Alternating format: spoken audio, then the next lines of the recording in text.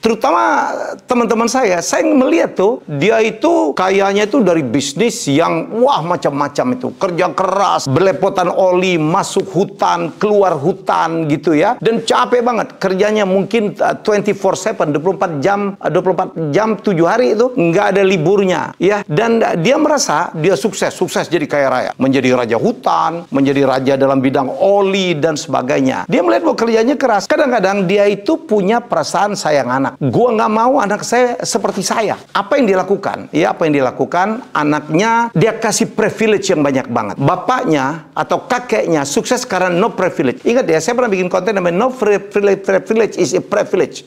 Karena anaknya atau cucunya banyak privilege, apa yang terjadi? Manja, tidak sekeras apa gaya hidup dari bapak atau kakeknya. Kemudian disekolahkan di sekolah-sekolah terbaik, nggak perlu nyari beasiswa, nggak perlu kerja dulu sambil apa sekolah, nggak perlu, semuanya sudah ada. Dan celakanya juga, ini yang lebih bikin celaka, kadang-kadang anak-anaknya dikirim ke sekolah-sekolah yang tidak ada hubungan dengan bisnis bapaknya atau kakeknya ya. Ada orang bapaknya raja oli, belepotan gitu, anaknya disuruh, kamu nak, kamu jadi masuk sekolah kedokteran terbaik ya, biar papa nanti kalau sakit, mama sakit, ada yang ngerawat. Ini celaka ini ya. Artinya apa? Inilah yang membuat generasi kedua, generasi ketiga itu tidak nyambung dengan bisnis yang membuat mereka kaya ya, dan itulah yang terjadi. Dan on the other hand, di sisi lain, saya melihat teman-teman saya, terutama yang warga keturunan ya, apa yang melakukan? Kalau bapaknya kaya dari dagang, anaknya jaga toko tuh, dari kecil dia suruh jaga toko. Kalau anaknya apa kaya, apa keluarga itu kaya, dari ibunya bikin kue, anak-anaknya dari kecil belajar bikin kue.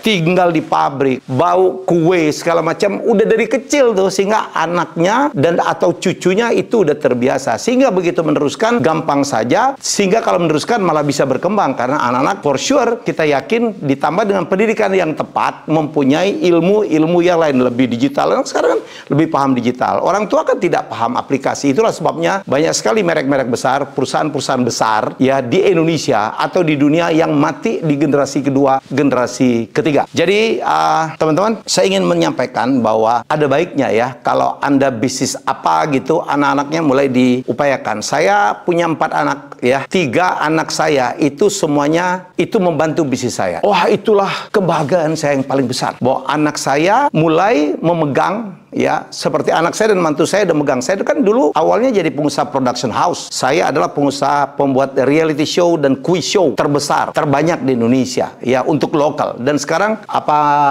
menantu saya namanya Marisa sudah melanjutkan itu menjadi pengganti saya yang lebih hebat dari saya. Karena dia lebih muda, lebih update terhadap perkembangan zaman, lebih tahu dengan tren. Suaminya, anak saya pertama, sekarang memegang perusahaan keluarga saya, bisnis saya dalam bidang konsultasi ya, dan sebagainya. Anak saya nomor 2 sekarang dia jago bikin video. Dia lulusan terbaik, lulusan dari sekolah multimedia terbaik, dan sekarang dia menjadi seorang director content creator yang baik. Anak saya nomor 3 yang kemarin yang menikah dengan orang Korea, dia adalah seorang graphic designer yang top, lulusan terbaik dari sekolah S2 dari Korea. Kita tahu Korea adalah pusat industri kreatif. Yang keempat, saya lagi upayakan kamu masuk bisnis saja nak, namanya Azura ya, kelas 3 SMA, supaya bisa meneruskan pekerjaan atau bisnis yang saya udah rintis puluhan tahun. Di sisi lain, saya punya seorang sahabat jauh lebih kaya dari saya, anaknya 5, tapi dia bilang, bro, saya sedih banget karena anak saya kayaknya tidak akan ada yang melanjutkan